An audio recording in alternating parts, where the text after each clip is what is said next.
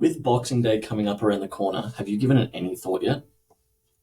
Welcome back, Tristan. Just straight into it. That's your D personality coming into place. Um, Go on, Tristan. What do you have to say about Boxing Day? Thanks for the damn question. No, my question was, have you given any thought to Boxing Day yet? I know we've been focusing heaps on Black Friday, but have you given any thought to Boxing Day yet? I mean, amongst just the hundreds of campaigns we've been working through, there's certainly been some thought process around Boxing Day. Most focus is definitely on Black Friday at the moment, but I have definitely had some thought about strategies and what brands can be doing with regards to Boxing Day. Yes, some of the things I've been thinking about was how people are planning their inventory moving into Boxing Day, mostly around how they're clearing stock. Because what you notice, right, is that a lot of brands are holding what we call C-level inventory, or what Shopify classes C-level inventory. And I think Boxing Day is just this crazy opportunity to reset and move all that old stock that's just free money sitting in the garage there in the warehouse. What are your thoughts? What are you thinking about for Boxing Day? Well, that's a fantastic point around that C-level stock, right? Like, basically, it's just dead cash that's just sitting there in stock that's not moving. Like, I can't remember off the top of my head what they define as C-level, but I'm pretty sure it makes up like something like less than 20% of revenue or something like that. Like, it's super small, but like all that dead cash that's sitting there in stock. What I was actually, the segue was perfectly articulated with that C-level stock. What I was saying was, I was talking to some of the marketing guys today, and they were saying that when they looked back on 2022 in terms of what was actually working for Boxing Day, they said that the biggest takeaway, or the biggest learning, or biggest thing that made it successful was when they used the word clearance in the actual sale title.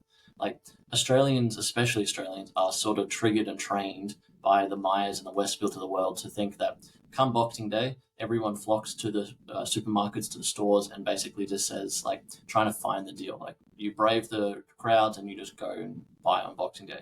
What's happening as D2C and online retail sort of gets bigger and bigger, these customers or these shoppers are going, look, I'm not going to go to the shops and wait 2 hours to find a car park. I'm going to go online and shop. And so what we saw was last year, all these brands taking advantage of Boxing Day. What they did, or what they all had in common, was that they positioned it as a clearance sale, which perfectly segues to your point around C-level stock. Let me position to your question then, that I feel like, because especially because you're client facing and you speak to a lot of brands, what do you say to a brand that goes, look, I understand that there's buying frenzies over that period. I understand that it's good to run a discount, or brands do that, but I don't want to be associated with clearance sales. I don't want to be associated with the classic rugs a million style store closing, end of season sale. What do you say to a brand like that doesn't want to do compelling offers, and they're saying either they don't want to participate, or I only want to do up to like 15% off? I think participating in a sale in the first place is sort of the first threshold, right? Like, it's the first decision. You're either participating or you're not, right? If you think about like the real world, like the founder and the marketing team and everyone else, the pick and pack team is literally sitting there going, it's Christmas, give me a break, I'll come back early January, right? That's really what the conversation's being had. If they do decide to put something in market for Boxing Day, that means they're working, right? So, as a blanket statement, the brands that are sort of turning around and saying, look, I don't run a clearance sale, those brands are sort of more on the premium side, or their AOV is sort of higher than what I would consider being like middle market, right? Those brands who don't run the clearance sale, they're sort of positioning and they're coming back to me and saying, look, I'm not a clearance brand, but I want to run a sale. What they're doing is literally just going, all right, cool. You're either going to run a 24-hour sale for Boxing Day, or you're going to run the whole Boxing Day sale, but you just take the word clearance out of it. Like, it's still achieving the same thing. It's just how you position the marketing or the brand in the terms of how you're positioning the sale. We just found last year, and the biggest takeaway is, if you do or are okay with running a clearance sale, is putting clearance in the actual Boxing Day sale title, running it from the 26th all the way to the 31st, and then by proxy of that, you're sort of getting the benefit of it. If you don't want to run a clearance sale, you're still by proxy running it. You're just removing all that dead stock that didn't sell during Boxing Day, during Black Friday. So, like, that's what's sort of happening. Is it better, following on to that point, for a brand to hold on to more stock and try to sell it at full price over time, moving into the new year? Or is it better to try to sell and move as much of inventory as possible at a much smaller margin, a reduced margin? let's say that we're selling $100 products, but we're discounting 30-40%. What's better in your opinion? Well, I mean, it's a how long is a piece of string, right? Like think about two hypotheticals. Brand A is selling everything at full price, and they sell 50 units, and they sell that for $100, right? So they've got 5 grand. Brand Oh, B sorry. Can is I give you more selling every. specifics then? Can I give you Sure. more specifics then, if that's like causing you to go A or B? Let's say that I have 1,000 units sitting in the inventory, and their sell through rate is like relatively slow, meaning that they're C grade. They're not moving more than 1 unit a day, and I have 1,000 just sitting in my inventory. Is it better to let I can't do the math off the top of my head, but 6 months, letting that be in my warehouse, like leaving that but trying to sell it full price, or is it better that I try to clear those 1,000 units up to December, moving into the new year, but like 50% off, like a really big discount? Like what has got the bigger advantage in your opinion? Does that kind of give you more Well, specifics that's there?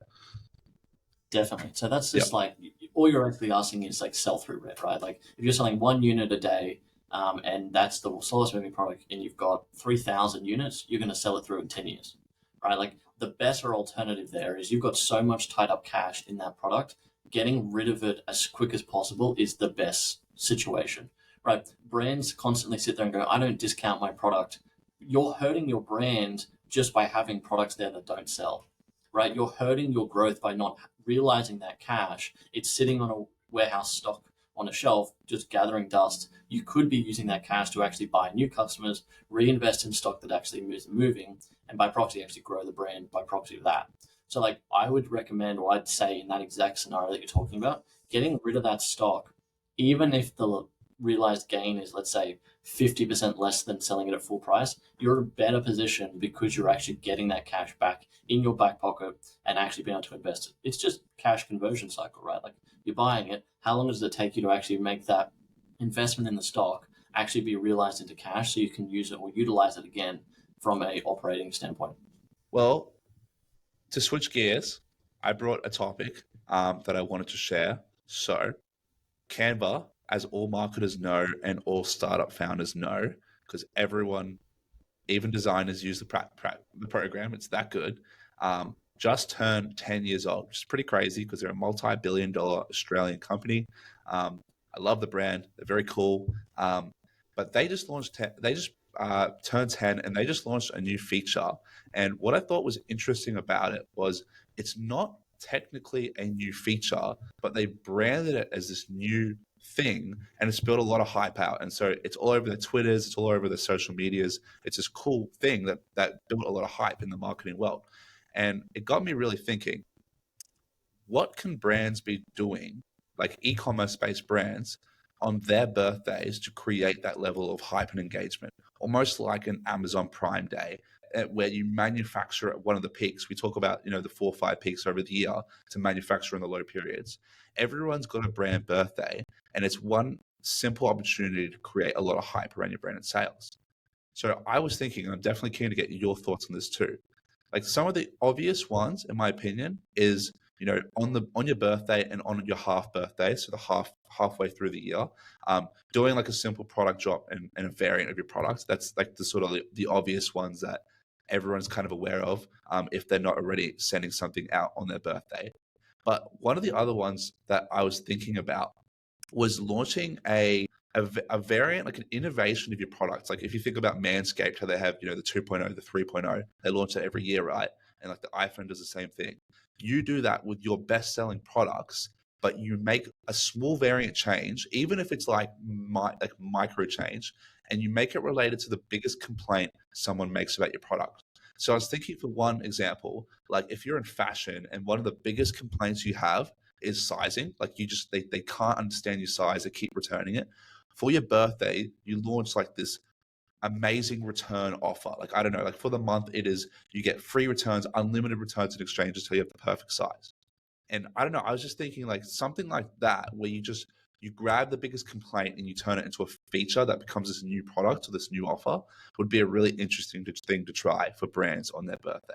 I don't know. I wanted to get your thoughts as well. What are your thoughts around a brand birthday offer? I think there's sort of two ways to position it, right? Like first and foremost, the timing of your brand birthday. I mean, we preach having 4 big peaks throughout the year. And I mean, if you think about all the brands that we have vested interest in, it's not it's not ironic that the fact that every single one of those have a brand birthday in Q3, right? It's not a coincidence. They all have their brand birthday in Q3 when sales are down. So we can build something around that event. Like we can build a cultural event around the brand and actually bring sales up when there's not really much going on. Unless you're talking about Father's Day, you've missed end of financial year and Black Friday's around the corner, right? So there's nothing in that Q3 period. So that's obviously the first thing, like finding like the right time for it. But to your point around innovating the product, I mean, even think about Nut Ninja, right? Like we will have a forever evolving line of that main product getting better and better, right? So like the first feedback we got from the product is that it smells really bad, right? Like it's just the chemicals that are in it, right? If we can solve that and make it better smelling, or we can make sure that it burns less frequently, or whatever it ends up being in terms of the problem that sort of arises, that evolution is basically giving us that whole 2.0 new and improved.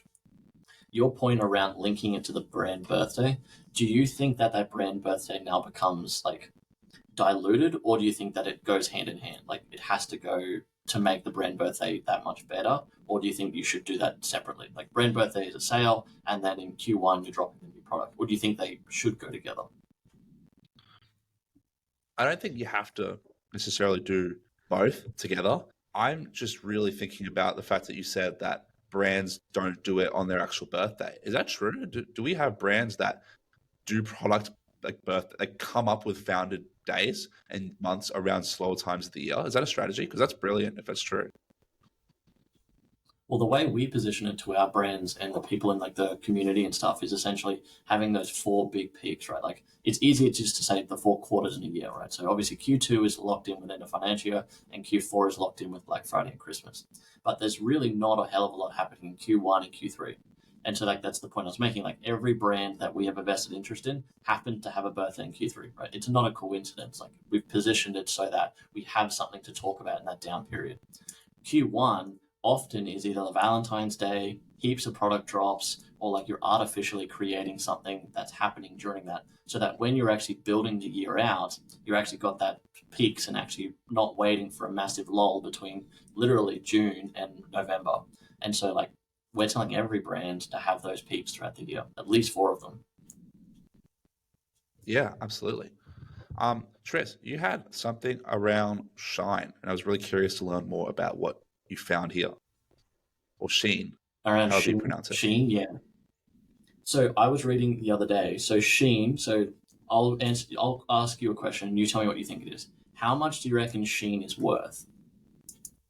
Okay, so I may have cheated and read on your. Oh, it's not on here. Sorry, that's how much they've raised. I'm gonna guess that they're likely in the multi billions. Let's say their market cap would be 20 billion, just as just as a guess. So a little bit off, but essentially almost a third of it off. So they're worth 66 billion now, right? So when I think Sheen, I don't think 66 billion like at all. However, so they just finished their next round of funding. They just raised another 2 billion to keep growing, essentially, which puts them at a valuation of 20, what puts them at a valuation of 66 billion, which I thought was just Yep, insane. Like for context, nuts. that's H&M and like Zara level. Like that's pretty crazy to think that Sheen, a predominantly like 98% percentage in terms of online store sales, a brand is that big so quickly, right? Like that's how much they're Are they worth. profitable too? So yeah, they are. So they're profitable at 66 billion, which is pretty crazy. Yep, So like the point that I was crazy. making was not necessarily that they're funding or they've got that much money rolling through, but it's like it just proves that there's market space at both the top and the bottom of any market, right? Like if you compare Zara and like Zara's at the top, then it's probably H&M is probably middle upper market, and then Shein is like the bottom market. Like you go to Shein to spend $20 when you would go to Zara and spend 200. It's just massive. It's just a reflection of how big that clothing market is, and by proxy that there is so much space at the bottom and the top that Shein can sit there and go, look, we're worth $66 billion. We just raised 2 billion, and we're selling our products for literally a tenth of the price that Zara and H&M are doing around the corner. It's just a massive argument for that. There's so much space. Yeah, absolutely. I think that it provides a pretty good reason to have a unique product too, or a unique selling proposition. it's a bit of a threat to generic commoditized brands out there, because the fact that they can go direct from China, which is where they're based, right, and provide wholesale prices, if not even cheaper, like manufacturing prices plus 10 or 20% margin. And because they just do so much scale, 66 billion in scale, they're able to afford to have such tight margins. Smaller brands coming into the space, just basic Shopify stores, are not going to be able to compete. So it is really proving that in any market space right now that you're in, you really need to have a unique product, something that divides you, something to give people a reason to spend 150% up what the traditional sort of retail price is. So that's really interesting. I did not know they were that big, to be honest.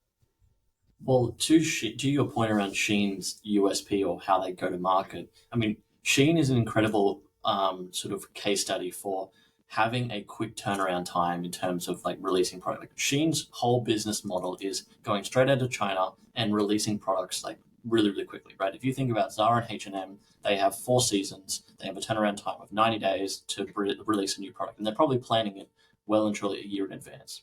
Shein, on the other hand, releases a product literally every 4 weeks, right? Like a new collection, a new season, a new drop.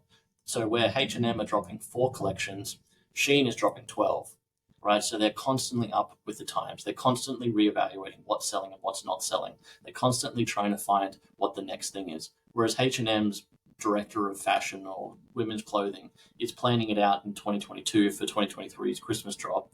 Shein is sitting there going, oh, what are we doing next month? Because they've got that speed to market. Yeah, fascinating. And what do you think one big takeaway is from Shein that any brand, especially the ones in a higher level market, that are looking at this and going, okay, this is interesting. They're doing cheaper prices. What do you think the biggest lesson is here for smaller brands wanting to take away how they can get to, a multi-million-dollar market cap? Maybe they're not trying to get in the billions. Well, I think the lesson here is literally that you don't have to be at that high end market price. You don't have to be planning it out months in advance. Like it's literally and can be, which is the whole point of DTC, like direct to consumer means that you can pivot on a dime, right? Like we've got Christmas coming. Yes, of course there's labor and of course there's delays. Of course there's things that take time. Like I'm not saying that doesn't exist and you're not going to get to the scale of Shein overnight, but their entire precedent for their business's growth has been, look, identifying what's working. They've got enough market space to be able to say, look, we're seeing that the purple dress is working. Let's go drop next week literally 5 more variations of that with a different print. So like I think that especially fashion brands have to be sitting there going, all right, I'm seeing what's working.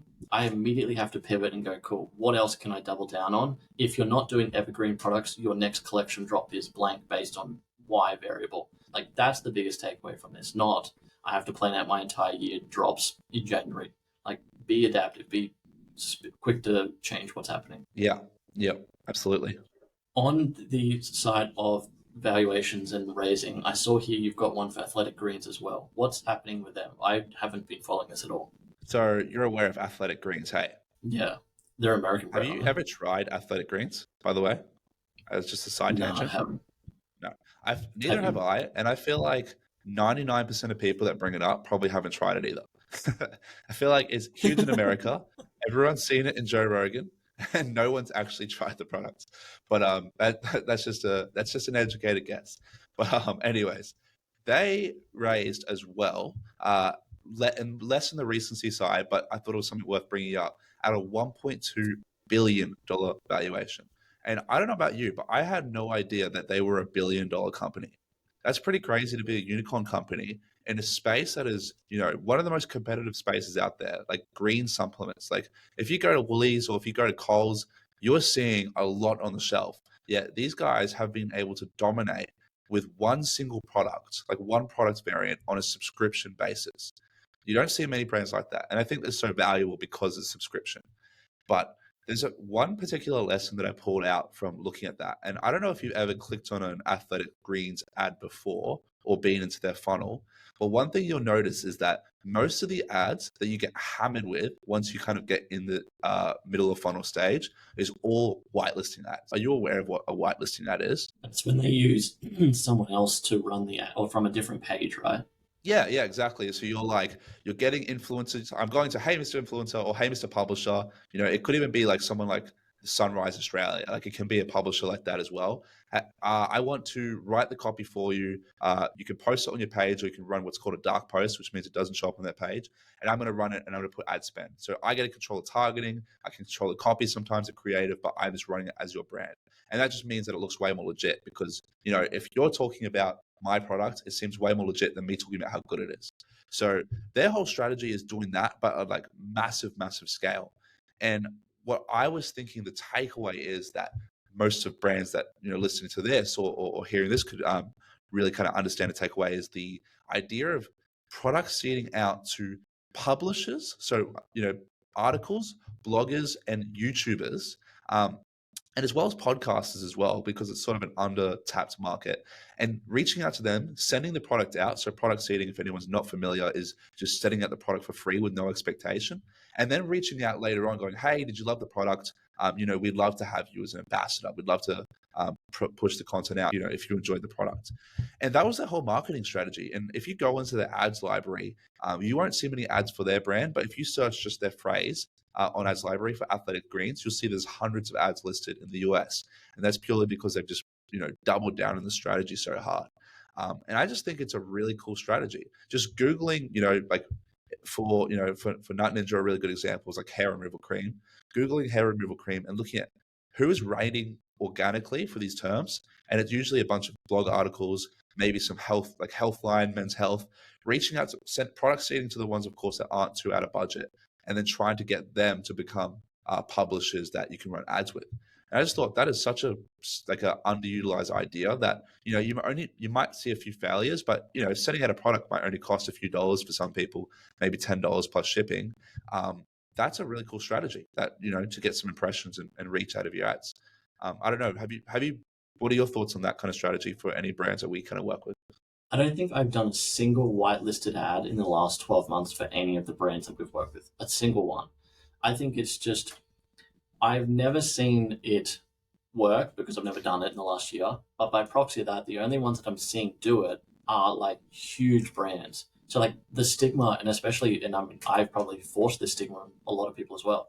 I assume that it's just like so hard to get it up and running, like going back and forth with the creator or the person that you're working with to basically just do all the heavy lifting and then you get access to it or whatever. Like it doesn't seem like it's a very simple process, but I'm assuming it's probably not as hard as I'm thinking it. I think that's an advantage though, because it's probably not, because you have to negotiate, then you have to send it out and then follow up. Like it's a pain. Let's be real. Like we know that it's a pain. It's not simple, but that creates barrier to entry that, you see thousands of Facebook ads. Like I scroll, because I buy things online now, I get so many Facebook ads from different brands. It's like, if I see one from an influencer, I tend to stop more often than not.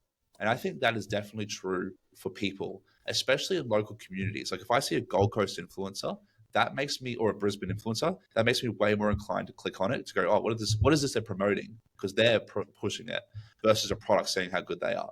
So I think the pros outweigh the cons, but yeah, I agree. It is, to put it lightly, a pain in the ass to set up a whitelisted ad. That's for sure. I mean, it's a perfect example. Whitelisting ads is basically just on a smaller scale using a famous person to promote your product. Like it's George Clooney to Nespresso, right? That's exactly what it is, just on a smaller scale. But and I'm assuming, I mean, using George Clooney is probably going to help sell Nespresso a hell of a lot better than if they didn't have him. This is exactly the same thesis, and I'm assuming exactly the same result too when you've got this process in place. Am I wrong in saying that? No, you're absolutely right. I think you get inherent trust from, little input, or a little bit of input you have to put in, that, your ad can now deliver much better because you have that trust. So yeah, you're 100% right. That is such a great example, George Clooney. If you're thinking George Clooney is the top level and we've got influencer number two as the middle level, if we pull it all the way back to startups, I was talking to a brand the other day, and they're in the health space as well, actually, so perfect segue. And they were literally saying that when they first started, their founder, who was literally just a one man band for like the first 3 years, the first thing he did for the first like 100 orders, I think he exaggerated by saying the first 1,000, but I think it's probably close to 100. He literally picked up the phone and called every customer. I think that is the most underrated thing that a founder, or at least the starting team, could be doing when they first start a brand. Like, have you come across or dealt with any brand that's doing that or have done that? I haven't come across anyone big doing it. However, I spoke to someone the other day in our coaching community who called their leads, called their abandoned carts to get them to purchase over the line. And I thought that was interesting because, for one, I've never heard anyone do that before. But for two, it makes so much sense to do that. Like, think about how cheap it is to get like a VA or someone per hour. Like if you're at scale and you're getting hundreds of orders, even tens of orders a day, which is most brands sort of at the up to 100K per month side, calling some abandoned carts probably could pay itself off pretty quickly. You know, that plus asking why you didn't check out too. Like we're trying to look at Google Analytics, look at bounce rates, like try to analyze why did someone leave. Or you could just ask them and go, "Hey, Mr. Customer, like what stopped?" And they're gonna be like, "Oh, I just was busy," or "I just seemed like too pricey," or I found something else on Amazon. And you're like, "Oh, okay, this is just incredible feedback knowledge." So, plus, you might give them an offer, like a sales team, give them a little discount to push them over the line then and there with a special offer. So that's the only version I've seen, and I thought that was brilliant. So that is such an underrated tactic that I don't think I've heard many people do. I think if you're thinking about like literally like guerrilla marketing, right? Like guerrilla marketing 101 is exactly what you're talking about now. Like picking up the phone and going, "Hey, why did you not order?" If you take it one step further and like you call them when they only order, basically I was talking to this guy and I said, "So what did you talk to them about? Like why did you like what was the questions?" And he said, "I asked three questions every single time." I said, "Why did you buy? How long have you been watching us for? And when will you come back next?" And I was like, that's like literally perfect market research, right? Like you're sitting there and saying, like, what was the reason that got you across the line? So that literally you can then take that angle hook and go, I now have a new ad, or I have a new landing page, or I have a new selling point. He's literally going about and getting that market research, just brute force, just like hitting the pavement. And then the second question he's asking is, how long you've been watching or viewing the brand for? He's getting market research straight back from someone saying, oh, I saw you this morning and I bought. Or, no, I've been watching you for 6 months and I was just waiting for you to go on sale. Or I was waiting until I actually needed your spices because I already used all mine from Woolworths. So I was just waiting till I ran out. He's sitting there going, well, I literally have two types of customers, the impulse purchasers or the ones waiting for a sale or literally just the time, right place sort of stuff. He's sitting there going, cool, well, I know that my half-life of a customer when I first get them into my funnel could be as long as 6 months, right? We know that the half-life for most sales is sitting around 14 days, depending if you're selling a mattress or an electric push bike or something, like it might be a little bit longer, but the reality is it's probably shorter than that. So he's getting that market research. And that third question in terms of like, when are you coming back? Like he's literally getting that market research, which Clavio and every retention specialist wants to know, right? He's saying, you bought January 1, when are you planning on coming back? It's like, oh, I'm coming back probably next summer when I need your sunscreen again. Or I'll probably come back in winter because I'm moving to Europe, right? Like he's getting that market research and saying, well, you bought it, it's going to run out in X amount of days. I'll send you an email then. The other way you can do it is literally just sitting there on Klaviyo and saying, when was the frequency? Like, what was literally statistically happening? He's like cutting the corners when there's not that much data in his Shopify store and finding the answers out and cutting out so much of the middleman and like coming up with those angles. It's like the poor man's advertising strategy, right? He's getting the hook, testing it, and then basically hedging his bet to make it successful. I think it's just genius. Like, true Brilliant. operator. Oh yeah. Oh man, there's nothing better. I think we should call it there for time's sake. But I enjoyed that, and I'm going to stop the recording now. I think we got heaps of